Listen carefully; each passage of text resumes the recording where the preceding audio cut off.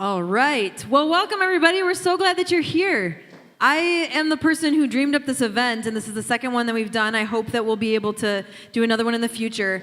But the reason why I wanted to pull women like you together is because I'm a pastor. I'm also a professor at Bethel Seminary, and I'm a podcaster. I only do things that start with P.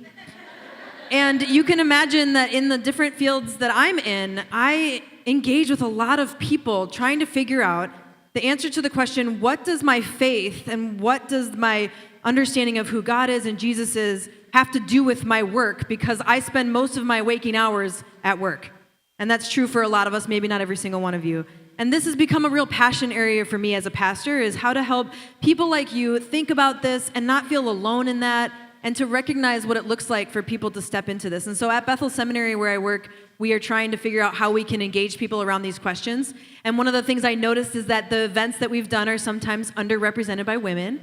And I am not okay with any spaces in our world where women are underrepresented. So that's just a fact. And so I have been always trying to figure out what does it look like then to create a space where it would feel for women like this is for them. And so I do want to say that whenever we're talking about these topics at Bethel, it is for you too. It is for you. We would love to have you when there's rooms for conversations that there's both men and women at. But doesn't it sometimes help to just be in a room with other women, because the way that we engage with some of these things is a little different, right? So that's why I thought this would be great. And when me and Tessa and some others thought about this event, we thought, man, wouldn't it be neat if at like 30 or 40 women got together? That would be just amazing. And that first event we had 200, and there's like 100 and something of you in here now. And so clearly this is something that is worth talking about. So I hope you enjoy tonight, and we're going to jump right into our panelists. But before we do that, I wanted to give a little bit of a sense of who's in the room. So I'm going to name 3 different categories of work. And when I say these categories, I'm saying them as your primary place of vocation. The truth is we all have multiple different roles in our vocations, don't we? Vocation is what we put our hands to, and we don't always get paid for it. That's for sure. Some of the hardest stuff we don't get paid for, right? But when you think about your main workspace, there's kind of 3 main categories I want to use. So think in your head, which one do you most fit in? Because I want you to raise your hand so we can just kind of see who's here. So let me tell you what the 3 are. The first one would be church or missionary work or something like that. Okay, church work. And then the second category would be nonprofit, or anything that is connected to nonprofit, which is a big category. And then a third additional big category would be for-profit, all right? And if you are retired, then consider maybe what you did before. And if you are someone who works primarily in the home, you are nonprofit. Okay, so doesn't mean you should be, but you are. Okay, so ready? Are you ready which one you are? Okay, so who else is a primarily church worker like me? Just a few of us, I bet. Yep, okay, great. How about our nonprofit people? Awesome. And then where's our for-profit ladies? Yes, great. I just wanted people to see a little bit of who's in the room. Maybe you notice who is at your table. So I'm going to introduce our panelists, and then we're going to just jump right in, okay? So I personally invited each of these people because they're people who I have admired their leadership, some from afar and some from up close.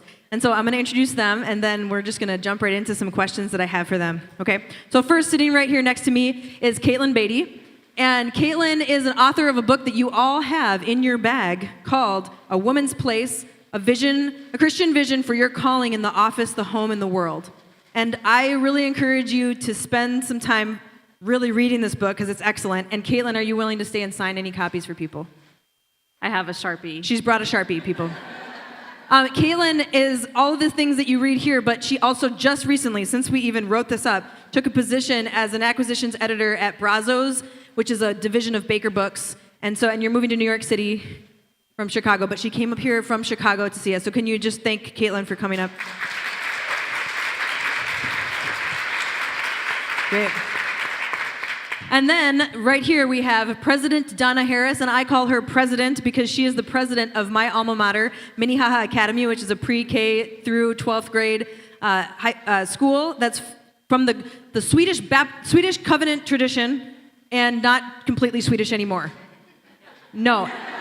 And I mean, that might be obvious at the very moment, but I really have admired Donna from not super far away, because as an alum, I do get all the letters and everything that you send. But particularly in this last year, if you remember the crisis that Minnehaha's North Campus faced, our high school campus faced when there was a very tragic explosion. And so I think that President Donna will speak about that a little bit tonight because it really had a lot to do with leadership and what it looks like to lead through a tragedy like that. So can you welcome President Donna?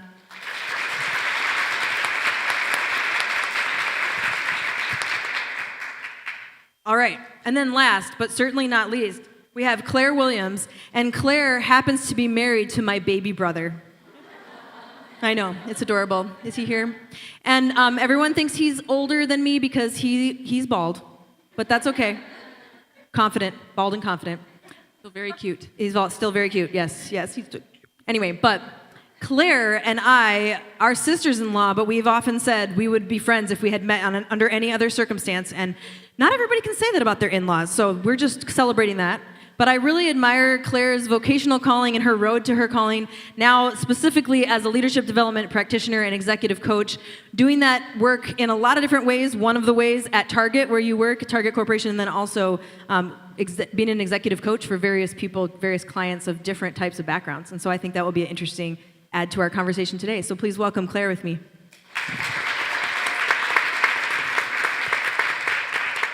All right, so we'll just go in the order that we just went in, and I want you each to answer the question, just how did you get to this place? I mean, obviously the Cliff Notes, but how did you get to this space in your calling? I just said what you do now, your title, but what's kind of the road that you took to get there, and then we'll kind of dig in a little bit deeper. Yeah, so before I just started this editorial role at a book publisher, but I was an editor at Christianity Today magazine for 10 years. I ended up there kind of a naive 22-year-old right out of college, and really didn't necessarily think that I would end up doing magazine journalism for 10 years. But the longer that I stayed, the more opportunities I got to write for the church, to produce a magazine that served the church, to do journalism well. I think journalism has a really important role to play in the world and for the church.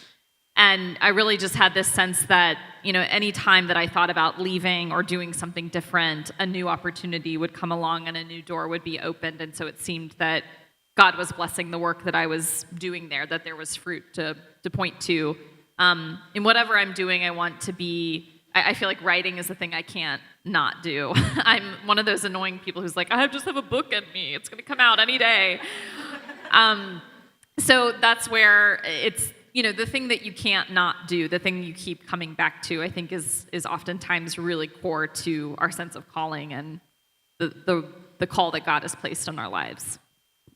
That's great. I love that, the thing that you can't not do. So can you tell us just what about this final transition that you just had a month ago in going out to be working for Baker, and Brazos is the name of the division, yeah? Yes. Yeah, so I left Christianity Today in 2016, right around the time that the book came out, and have been doing freelance writing, editing for about 2 years, but this opportunity came to really steward and shape this book line connected to Baker, on topics and with writers who I was already naturally interested in. And I think the people at Brazos have said we need more women in our author lineup, and that's something that I was passionate about pursuing at CT, and it's exciting to think that I could do that there as well. I think the author-editor relationship can be really strong and powerful and fruitful, and I just don't know how many of my colleagues at Brazos have been thinking about reaching out to women and giving women a platform. So that's exciting to think about doing. And you are an acquisitions editor. Are you going to ask people to send them? They could give you a business card tonight, but that's no promises, right? If they come up to you, it's primarily for you to sign the book, not to pitch a whole book to them. Yes, I cannot guarantee that I will publish your book of poetry. I'm sure it's beautiful, and somebody should read it. I don't know if I can help you bring it into the world, but yes, business cards would be great. Business cards, all right. Great, thank you. What would you say to the answer to that question? How did you get to where you are today, Cliff Note version? Cliff Note version. I would say I came out of the womb knowing that I loved teaching. I knew that I loved seeing the light come on in people's eyes when they would learn new things. And so my brothers and sisters, they were my classroom. They were my students. And I just knew it. And so I pursued education from a very early age. When I graduated from high school, I pursued a teaching credential. 1 year into my program, God called me to serve in South America, and I was teaching again, but I was teaching in prisons. Juveniles end up in South American prisons. It's a sad story, but that's correct. And when I came back, I decided to complete my teaching credential. Thought I'd be in public school for all my life. I just loved teaching. And in California, where I'm from, I had a lot of students in my class that didn't speak English, and so got a chance to partner with those families and students, and thought that's where I'd remain. And my kids were at a private Christian school, and that was about 99.9% European American. And the superintendent of that school asked me one day if I would be a part of a committee to help them think about how to attract diverse families to that school.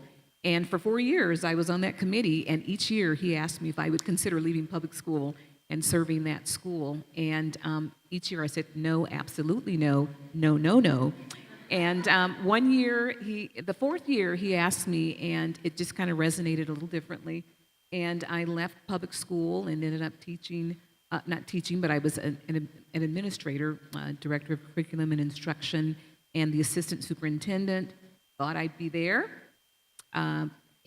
Loved serving, doing what I was doing, and then lo and behold, I started getting a call from a search firm that was talking about this school in Minnesota. And you're in California. And I'm in California. And they're saying Minnesota. Loving the warm weather, 5 minutes from my work, and the board had worked on a succession plan for me to take over the superintendent role, and I ignored the phone calls, and I did for 2 months. And my husband, who's way back in the corner, he told me he'd be the only man here. And my husband's here too. Oh, he's good. There he is. And he said, you never know where God's going to lead you. You may want to have a conversation. And so that's the Cliff Notes version, and here I am now. It's my 10th year. Yeah, there you go. That's amazing. Sorry, after 10 years, I still apologize for days like today. Oh. That should have not been a 40-degree drop from yesterday. It's just inappropriate. Crazy. How many of you have had a situation like that where someone was knocking on your door about something and you tried to ignore it a little bit?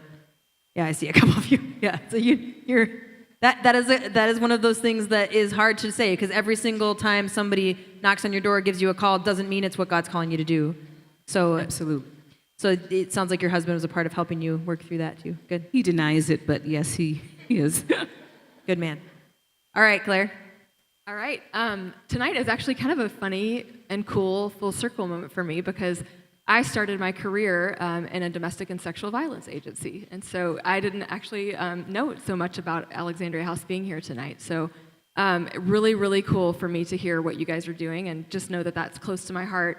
So I started my career coming alongside women mostly, sometimes children, every now and then a man who was fleeing an abusive situation. My role was to come alongside them and help them explore, what do I want for my life that's different from what I have today, and how am I going to get there?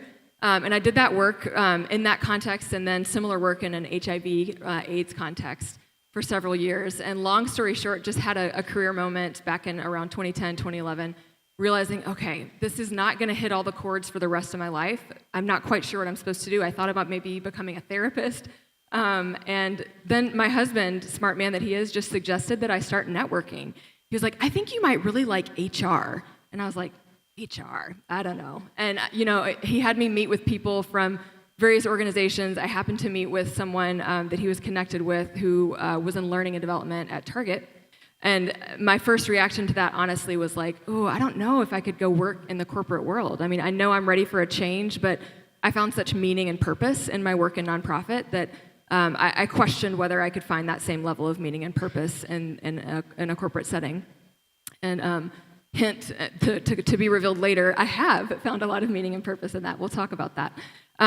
So started at Target back in 2012, doing leadership development work. And I, along that journey, have gone back to school, got some further education. As part of that, discovered executive coaching as a career, which just the quick headline of what that is, because not everybody knows, is partnering with leaders and professionals, not to tell them what to do or advise them or even mentor them, but actually to come from a place of believing that the answers are in them and partnering with them through a series of powerful questions and active listening to pull their own solutions out of them and to help them lead more effectively. So that's certification that I've gotten and work that I've built into my career, both at Target and then on the side as well. I'm actually curious, how many people in the room have what they would call like a side gig or a side hustle? Anybody? Okay.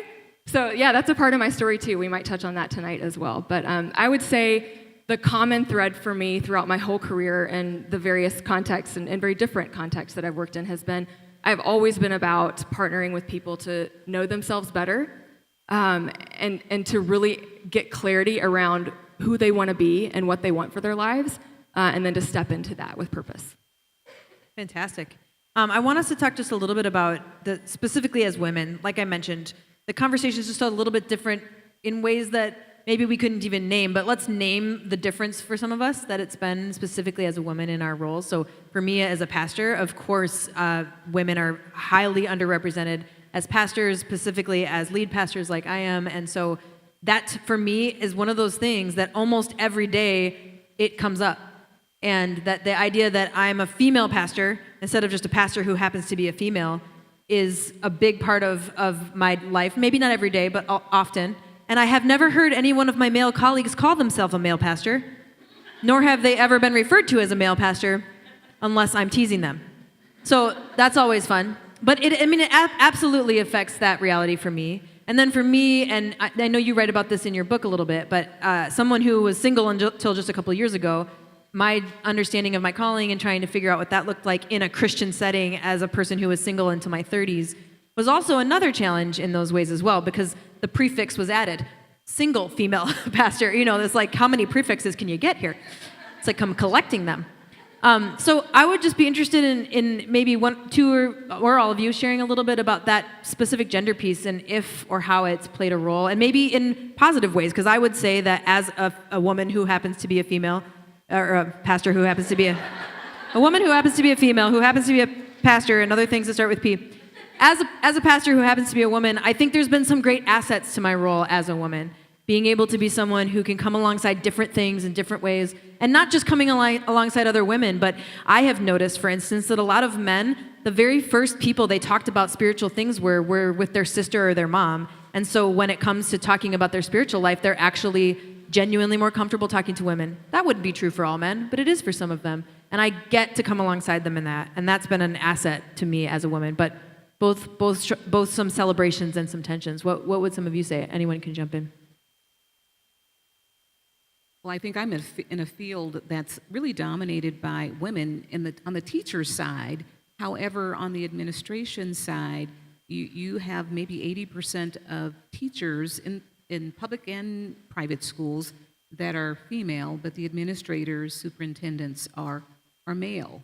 And that's very evident in any school system. And even at Minnehaha, we're predominantly female in terms of teachers. And for me, though, what I experience is often I'm the only person of color that's head of school. And there are only about 7% heads of color across the nation. And so that's where I kind of sometimes when I'm in groups, I kind of stand out. And then certainly many more males in the room. It doesn't challenge me necessarily, but it's a reality, and it's a reality that I would love to see change. Yeah, absolutely. One of my far off heroes is Shonda Rhimes. Any Shondaland fans in here? And no judgment if you aren't, but no judgment about me being a fan either. Okay. But Shonda Rhimes talks about what she calls the FOD, or the first, only, and different, and how some people are a first, only, and different not only in one area, but multiple. We were mentioning singleness, gender, ethnic background, and that I think you're speaking to that. Yeah, good. Thanks for sharing that. What would you say, Claire? So, I would start the same way you started and say the fields that I've worked in are very female-dominated. And actually, even in my space, both in social work and in the corporate world in HR, even up the leadership ranks, the majority of my leaders have been and are women. So truthfully, I have never felt some of the same pain that I know a lot of women have to feel in work environments, especially those that are very male-dominated, and trying to kind of get your voice out there and not get overlooked or passed up for things that get passed on to men. I will say that when I think about being a woman in the corporate world, the two big challenges that have come to mind for me, one is about pay and just advocating for what I think I'm worth being paid, and just noticing how uncomfortable that is for me. And I think my femaleness has something to do with that. I think there's this narrative that I buy into that I should be grateful and I already have so much and it's greedy to ask for more. And so that's a journey I've been on and am still on, and just kind of standing firm and saying, I've done my homework and here's what I know I'm worth, and asking for that. The other thing I would say that has been an adjustment for me as a woman in the workplace is just stepping into motherhood. So I have 2 young children, 4-year-old little boy who is a handful, and an 18-month-old little girl who will be a handful soon, because she's going to be a toddler before I know it. And it's insane, honestly. And I've got this side hustle, like I mentioned, going on. So life is busy, life is full, and yet I don't make any apologies that I'm an ambitious, career-driven mom. And so trying to figure out how to juggle all of that, I think, is something that men certainly struggle with too, but I think women struggle with it in a different way. My husband and I have talked some about how he is incredible at carrying at least half the load around the house and with the kids, so I cannot complain there. But I think women tend to carry the mental load of raising children in ways that most men do not. So I hold myself to this standard of, it's solely up to me to craft this incredible childhood for my children, and it better be magical. And I think that weight that I carry is unique to being a woman. Yeah, your 4-year-old, magical is sometimes what I would describe his experiences with him, but Auntie Steph has had some adventures. It's been great. I have heard the phrase kin work. Has anybody heard that phrase? Kin, like family. And that studies are showing that the kin work is about 80% done by women in North American society. And that work, if you think about it, has to do with children, but also just to, the way they would describe kin work is holding together the fabric of society in familial ways. And so sometimes that's across actual families, blood families, sometimes that's communities, et cetera. And so when that kind of research is being done, it's a little bit difficult to study it. But when you start to think about the type of kin work, a lot of it is emotional, I think, and holding that sense of even little things like when are the birthdays coming up and whose anniversary is it, and have we thought about those kinds of things. And that work, once again, nonprofit, right? I mean, that's nonprofit work. And I think we as women often not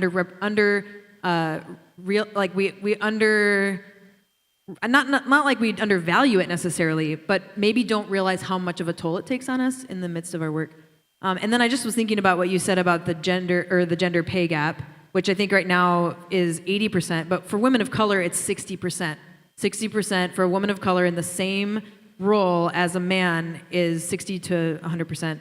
And this is, so when people are kind of saying, well, we're getting there, it's like, no, we still have some significant work to do. So great, thanks for sharing. What would you say, Katelyn, and could you speak a little bit to the singleness aspect too of that FOD? I appreciate that part in the book, so you can read the whole story there, but maybe just speak to that a little bit. Yeah, so I think like both Donna and Claire, I've had the experience of being the only woman in a leadership position in a room.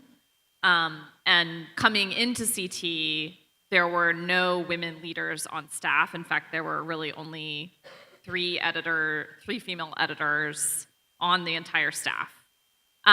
So I didn't have any models of what it would look like to go on to be a leader in that workplace.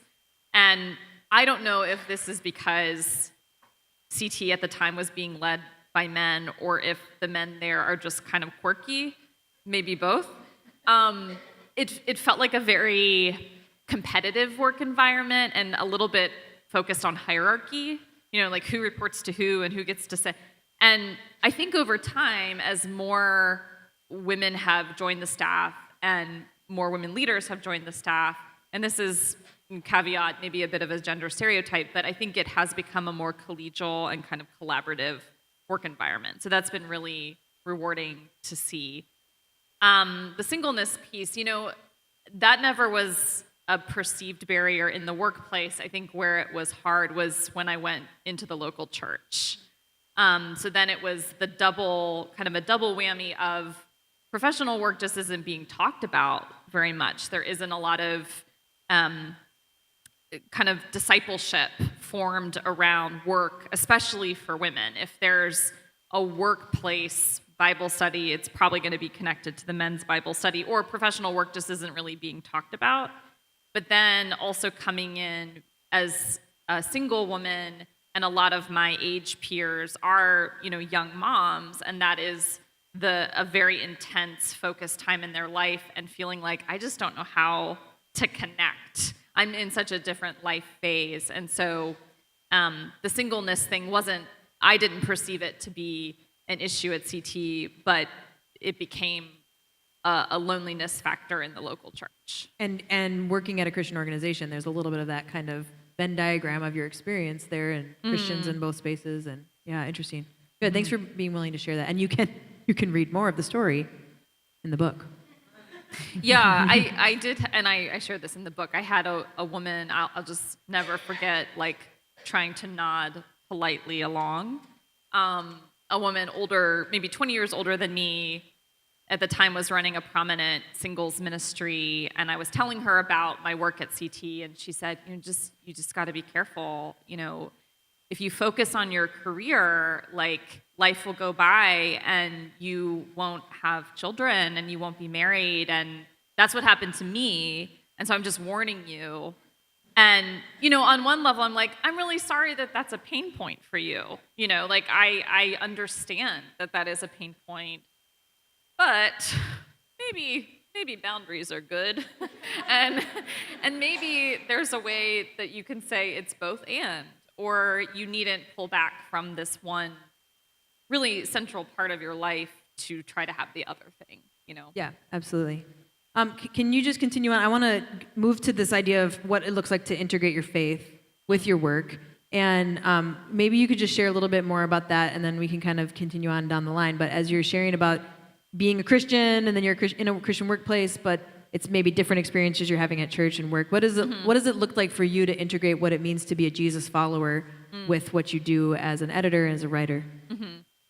Yeah, I feel like it's a little bit of an easy answer because I could just say, oh, it's a Christian ministry or it's a Christian magazine. But I think more foundational than that, the work of journalism, when it's done with excellence and truth-seeking, I've seen it really play a formative role in holding institutions accountable and leading to reform and change. And so I have a good Reformed background, and so I believe that all arenas of human cultural activity are places where we are called to renew and restore and redeem, and that includes the world of journalism, and not just Christian journalism. I think that believers can be salt and light in very mainstream journalism places because of that pursuit of truth and serving a common good, serving a public good, that there's a public that needs to be educated on what's really happening in the world and their community. And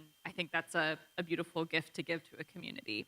Yeah, absolutely. And I think one of the things I try to say almost every time we're having this conversation to anybody, as a pastor, it's my vocation's fault that people don't believe what you just said. It's down to the way that pastors and ministry leaders have led communities to believing that the calling to a Christian prefix, Christian workplace, means you're closer somehow to the kingdom of God. I would argue that when we talk about Jesus asking us to pray, may the kingdom come and God's will be done, that the glimpses of the kingdom are actually seen by people who are in workplaces that are not necessarily assumed Christian, more than people like me might see at times. And when people talk about the priesthood of all believers, have you heard that phrase, talking about quoting that from Scripture, the priesthood of all believers? I like to think of it as you're all priests in all these spaces that you're in. You're priests. You're spiritual people who are stepping into spaces to say, and what does a priest do? A priest steps into a space and says, where is what is holy, what is set apart, what is good? And there's goodness in these places already. And so often I think pastors are responsible for saying that there's sacred spaces and then there's secular spaces. Have you heard that language, sacred and secular? I want to argue that there is no such thing as sacred and secular. There's sacred and there's desecrated. And we see desecrated spaces all the time, don't we? You can see it on the news. You can see it driving down the street. You see it in your Christian workplaces, desecrated spaces. But sacred spaces are the places where we know that God is present and moving and active and inviting us to join in, and that can be anywhere. And the sacred spaces can take over the desecrated spaces if we believe that they aren't just confined to church buildings or buildings like places like Thrivent that have a faith connection or Christianity Today. And I firmly believe that. And so I just always want to take the opportunity to say to anybody that you are priests in your space, and what you're doing is joining in with the common good of what God's inviting us all to be a part of, that restoration in the world. And you do that, those of you who are not in church work like I am, you get to do that in a way that I actually can't do, and it is my job as a person in my role to commission you to do that. So I hope you feel commissioned by the end of this time in that way, and it's important for me to say I'm sorry if you haven't felt that way before, and there's a lot of us working to change that, and Katelyn's been a part of some of those groups that are working to help pastors learn how to do that really well. So I hope you feel commissioned. How would you talk about your faith integrated with your work, Donna? Well, Minnehaha Academy is a Christian school, and those of us who are called, we are imperfect. And so right away, we know that as we navigate the ministry of educating students pre-K through 12, God needs to do his work in us. So I would say my faith is my anchor. My faith is, I try to lead through my faith. I think about 1 Corinthians, I think it's 11, that says, imitate me as I imitate Christ. And that's tough sometimes in our leadership roles to imitate Christ in all that we do. But a ministry where we're called to touch and journey and partner with families and students, we have to challenge one another to step up, to lead and to be an imitator of Christ in the role that we're in. And it's a joyful journey many times as we see students who discover Christ through the learning experiences there. We're a school that's an open enrollment school, and so that means that families and students don't have to profess Christian faith to attend. And so we would pray that some students would discover a relationship with Christ and develop that relationship. And we pray that other students who come knowing Christ, that they will grow and that they will see their place in the world as being the salt and light after they graduate, while they're in that space as well. I think that as a leader, I think you're more under the microscope. And so you have to, my prayer every day before I leave the house is, God, use me in your service, all of my interactions, whether they be with an angry parent, whether they be with members of my leadership team who want to advance an initiative, or whether it's a student who just needs a hug and a nice smile. I pray that God would use me, that I would be so full of his Spirit that I would be able to touch and change and transform, knowing that it's not Donna, knowing that it's Christ in me. And so certainly we lead with that. I try to lead with that, and as I lead God's school, and I always like to say that it's God's school, I encourage all of us who are called to serve to have that same view when they leave their homes every day. I love that. My church worships in a public school, and it's a failing school by every measure of failing. And so it could not be more different in a lot of ways than Minnehaha, but I would say it's also God's school, and that God's presence there makes a difference, and whether or not every administrator there believes that or not. But I do love that, and Minnehaha is not paying us to say this. I just, as an alum, I do love that there is a focus on what it looks like to help students think critically and to learn about science and math, and that you can be a Christian who also believes in science. I mean, come on. Like, at this point, people, hello. And it's just a really important thing that all these young people are growing up to be people who can see that being a great scientist can be a way to do that unto the Lord and be a part of that redemption of all things. And Wherever God sends them, we want them to take the academic preparation with them out into the world. Absolutely. Fantastic. Well, Claire, you're kind of representing the person who's not in a specific faith space. And so what would you say to that question and the challenges maybe and the opportunities? I fully believe that our workspaces, wherever they are, whether they fall in the ministry space or in the corporate world or for-profit or nonprofit, I believe they are sacred, and I believe that they are these containers that God gives us, these breeding grounds for growth, for challenge, to test the limits of what we're capable of, and then to make an impact on other people. I don't think it's peripheral to God's call in our lives. I actually think so much of God's call in our lives is about what we do in our workspaces. And if we let God work in those places, I really believe that we become better people because of the experiences that we have at work. And we step into our truest and fullest selves, and we have a greater impact on others. So when I think about my role in leadership development, I think about that I get to help other people, whether they're leaders formally or informally, make meaning of their experiences at work and use those experiences to step into truer and fuller and more whole versions of themselves. And to me, that is God's fingerprints at work. When you were trying to decide what it looked like to go from the nonprofit space to for-profit, what was there things that kind of impacted, faith questions that came up in that? Yeah. Yes, there were for sure. And I would say the biggest one was just this idea of, I found meaning and purpose in a nonprofit, and it's pretty easy to do that. It's not a hard mental leap to make. And it was just hard for me to think about reconciling some of the values that I hold because I'm a Christian, such as trying not to fall into the trap of materialism, trying not to fall into the trap or perpetuate a culture of pursuit of wealth at the expense of... We all feel that when we go to Target, though. That's the problem. I love Target. I love it. I'm like... it's just so classic. I only went for like a roll of toilet paper and like dog food. But I never leave with just that. Yeah, we hear that a lot, actually. Yeah. That's right. Target Run is like a thing now. It's like, tonight I'm going to go to Target. Yeah. It's a thing I do. So here's the thing. I think as humans, we crave either or frameworks. We want to think of something as either fully good or fully bad, black, white, wrong, right, evil, godly. And so the way that I have grown to think about the corporate setting and any for-profit setting, and actually any setting at all, is it's not black and white. It's complex. There is tension. I go into my place of work every day, and there is already so much goodness and light in that place. I also think, honestly, our corporations, our businesses play a functional role in society that it does some good. And as with everything, there are also some negative impacts as well. And my goal as a Christian in the workplace is any way that I can be salt and light and help make incremental movements towards what God's kingdom looks like is all good. And I think those of us who are in for-profit spaces just have to be willing to hold some of that tension and not look for kind of an easy way to reconcile it all. It's not easy, but God has called us into those spaces.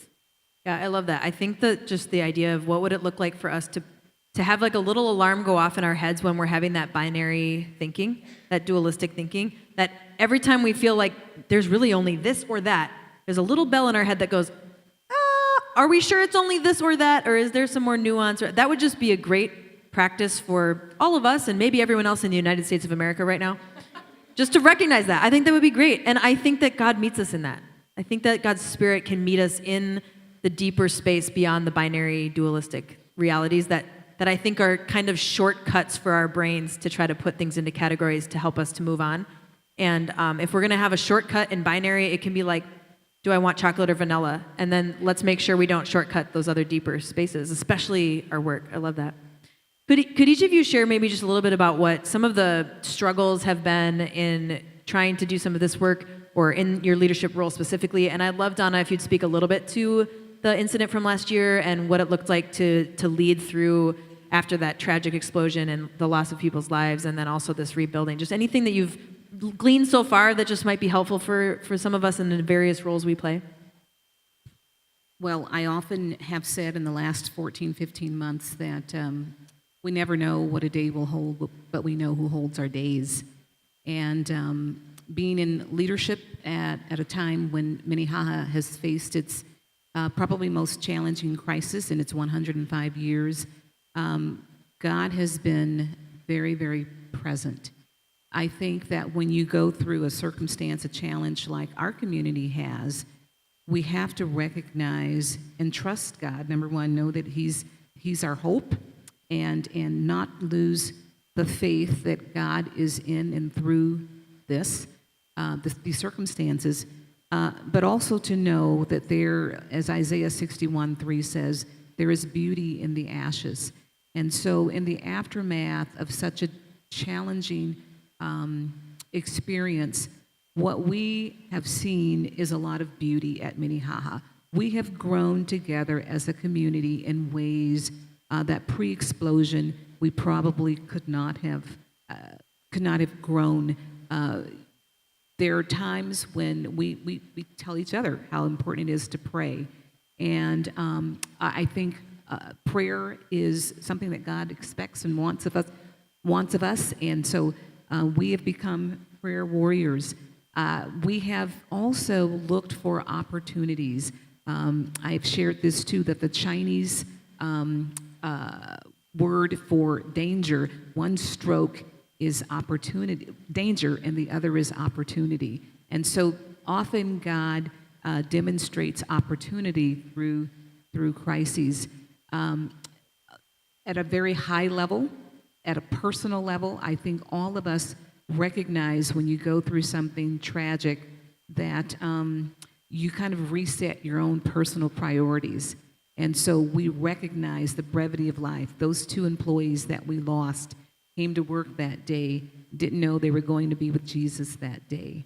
And so recognizing those things, recognizing what's important, what is to be valued. And to me, it's people, relationships, making every moment count, building strong, positive memories every single day. Those are the things that are reinforced when you see your life in front of you and know that, I was 2 steps away from losing my life. I was told by the engineer, and so it just shifts how you carve out your path in the world. But for our school, we have taken the opportunity to reimagine.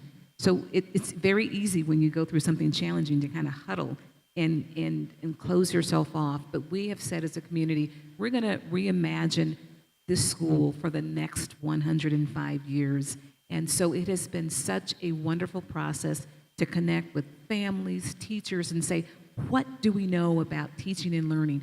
What are the things about our school that we love, that we are never going to set aside? What are the things, though, that we need to sunset? What's on the horizon that we need to grasp? So, and 2, we have said to each other, and I know I'm talking a lot, is our work is just not about a building. It's not about the building. It's about our mission. What we're doing has eternal impact. And so the building is just helping us do that. And so as we've envisioned, we've talked about what we want to see in terms of how our students are able to grow and leave and graduate with new skills, talents, to impact the world in such positive ways. That's what this rebuilding is allowing us to do. And so we're still grieving.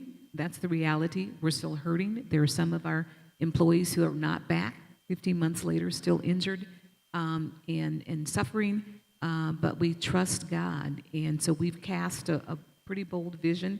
And I woke up in the middle of the night with God saying to me, giving me a vision statement. And I probably will mess it up now, but trusting in our faithful Savior, our hope and our strength, Minnehaha Academy will use its unforeseen circumstances, unforeseen or unprecedented opportunity, elevated profile, because the media has really been good to us, forward-facing momentum to transform, to allow growth, and most of all, for increased kingdom impact. And love that's it. what we want God to do. Amen.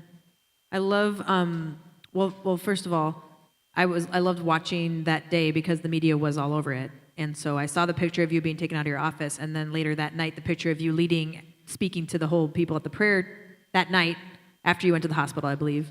And there was just that was really inspirational to me as a leader. I also really love therapists. So I don't know if there's any therapists here, but I love giving shout outs to therapists because we don't have therapist appreciation day. We should have that, So if anyone's a therapist out here, if you're a therapist or you appreciate therapists, like send them a card. I don't know. We need to appreciate these people. I'm always like, shout out to that guy, my therapist, man. But I'm all for that. I'm all for therapy. But I'm all for recognizing that if we approach the things that are hard in our life and we grieve and we do that really well, we talk a lot about post-traumatic stress disorder, which is real. But what we don't talk a lot about, because I think we want to make sure, I would never want to minimize post-traumatic stress disorder and PTSD and the issue that it is. But we don't often talk about post-traumatic growth, which happens for more people after they experience trauma, even if they go through a bout of PTSD. And I would suggest that that's going to be better if you have a professional. It's not amateur hour when you go through trauma. So yeah, let's talk about having a therapist. I don't know. I'm just a big fan. And I really have a hard time with the stigma that we have in Christianity with Christian therapy and stuff. So I want to just give credit to that. But there is something really powerful about post-traumatic growth. And I hear that in a lot of what you're saying. So yeah, would either of you add just some struggle that you've been through, and maybe you aren't in the post-traumatic growth stage yet, but I just thought it'd be interesting to share that because I think all of us experience that in our vocation. I can share one thing. It feels small, honestly, after hearing your story, Donna. I will share it, though, and it's not a new story. It's an old story, actually. But it took place for me when I worked still in nonprofit in the HIV/AIDS space. And the struggle that I found specifically in integrating my faith in my work was that I walked into that role, this was in my mid-20s, just asking a ton of questions about the assumptions I'd grown up with, believing about who God was and what God stood for. And so, I was doing a lot of deconstructing in my faith at that time. And then I walked into an environment where, understandably so, there was some hostility towards Christians because of the relationship between the gay community and the Christian community and some of the history there.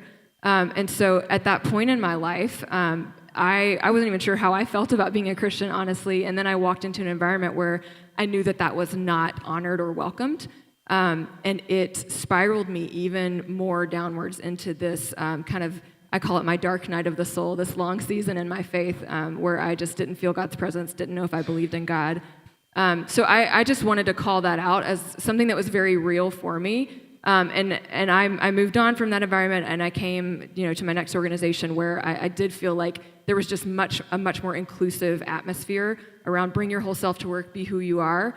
And so I didn't carry that forward, and then I felt more free, honestly, to just do my own work with God and not be constrained by what was around me. But I just thought that might be worth mentioning in case you find yourself or know someone who's in a situation where their work environment is actually in some way creating tension with their faith, and that I don't necessarily have any great advice, honestly, because I just had to go through the journey, and it took me years. And I will say, for me, I think because of where I was at that time, getting out of that environment after a period of time probably did help, and that may or may not be the right answer for other people. But that's when I look back on my journey, one struggle I think about. As your sister and pastor, I think that when you talk about the advice, like you don't know what your advice would be. Watching you, what I learned from your story is just keep moving though. Keep questioning. Don't get stuck in this is too hard and sit down, at least for too long. And I love that. I love that you kept pushing into it and not running from the questions. And I think that's a big part of that because most of us, statistically, most of us will face that or someone very, very close to us as people of faith. Anything you'd mention as a struggle or things that you've learned from? I'll just mention really quickly that I think of it as kind of a tightrope surrounding women and ambition in the workplace and how you're perceived and managing perceptions.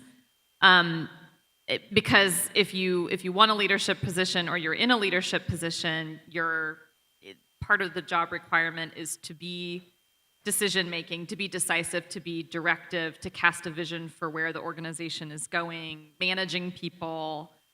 And yet, when in a lot of spaces, when women practice the natural aspects of leadership, there can be perceptions that she is, well, I'll just a use B word.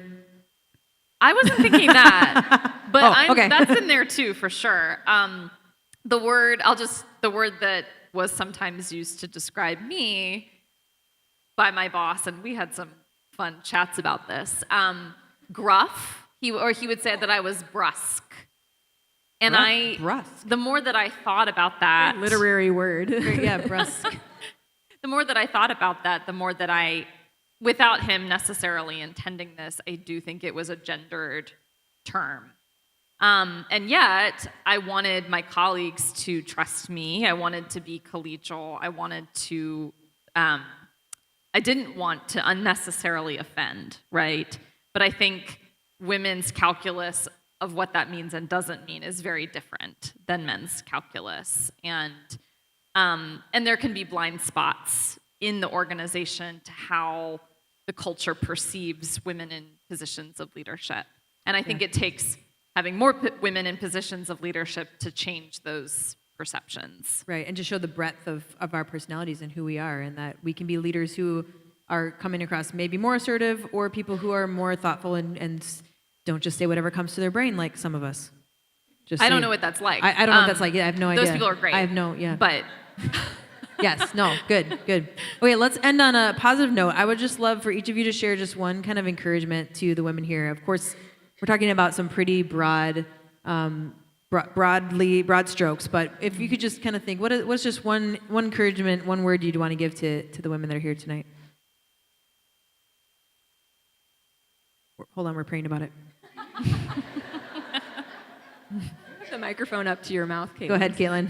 okay. Yeah, the thought that comes to mind is the sense that God sees you in your daily work and is with you in your daily work. I think, especially if you're in a difficult work environment or a work environment where it's difficult to express your faith, or it feels like, I don't know what faith-work integration looks like because this is just a hard place to be.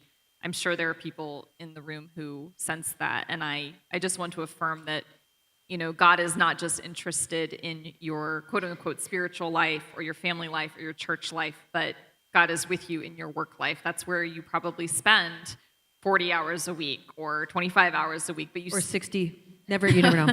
Right. That's so much of your waking life is in doing work, and God honors that, and I agree with things that both Donna and Claire have said about workplaces being places that grow us. The challenges that we face in our daily work are opportunities for growth, and God is, I think he uses all of that to stretch us and grow us into the people he intended us to be. Great, thanks. What would you say, Donna? I would say be your authentic self. Don't let people tell you who you should be. Be who God has designed you to be. I also came to this place in my own life not caring so much about being liked, particularly in leadership. You may not be liked, and that if that's the carrot that you're chasing, you might be disappointed. You are doing work as unto the Lord and doing that with the utmost integrity, prayerfully. And so sometimes you're going to run into folks buzzsaws because people are not appreciative of what you're trying to do, but that's really okay. Sometimes those folks will take an off-ramp, and it'll help you grow as well. So those are the things that I think about, and continuing to work with integrity. And the last thing is keep giving people many chances to grow as well. Don't cut people off at the knees because they've disappointed you or not done. Give them opportunities to grow. Great. What did you say, Claire? Yeah, I love that you mentioned being your authentic self. A lot of my work as a coach with leaders is about helping them identify what are the parts of themselves that are ego-driven. Some thinkers or researchers would call this the false self as well. And what do you want to do once you figure out which parts of you are not the true essence of who you are? And in my language, I would say who God created you to be. And as I mentioned, I really believe that our workspaces are containers where we can kind of see our egos and our false self kind of held up right in front of us all the time. And then we get to make a choice. Do I want to hang on to that tightly, or do I want to let it go and let my true self, my essence, emerge? And I thought I would share just a quick definition of true self and how that relates to how I think about God's role in that. And this is from Richard Rohr. So he says, your true self, your deepest identity, your unique blueprint is who you are in God and who God is in you. And so my encouragement would be to walk out with this question of how can I use my work context, whatever that may be, to step more fully into my true self, my unique blueprint, and who I am in God. Fantastic. Can we give these ladies a round of applause for sharing with us? Thank you so much. I just feel really led to actually have a commissioning moment for all of you. Is that something we can do? I would love, if you're willing, if you're able, could you stand and just, whenever we commission, maybe you've been to a commissioning, you two, stand up. Maybe you've been to a commissioning ceremony for missionaries or pastors, and I just really, really believe what I said. There is not a higher calling for people who do work in a workplace that has the prefix Christian. I really believe that God is so present, just as present in the work that you do. And so regardless of what you put your hands to, maybe you've seen when you commission a pastor or a missionary, they often put their hands out as a symbolizing receiving what God is going to give them for the journey and receiving this blessing on the hands and what their work of their hands will do. So if you feel comfortable just to put your hands in a posture of receiving, I'd love to just commission all of you. May you go from this place to be more aware of God's work in you and who you are in God. May you go from this place as people who recognize that God is moving all around you in your everyday spaces, where you live, where you work, where you worship, but also where you play and where you learn. May you learn from the people around you, whether or not they profess the same faith as you. May you learn things that God wants to teach you through them, through your kids, through your coworkers, through the people that you find in your everyday spaces. And may you go from this place recognizing that God goes before you to guide you, is coming behind you to support you, watching over you as a sovereign God who sees you, but most importantly, that everywhere you go, Jesus walks beside you as your closest friend, as you get to be a part of his redemption project in this world through the work of your hands. May your hands be blessed in the powerful name of Jesus. Amen. Have a great night. Enjoy the dessert.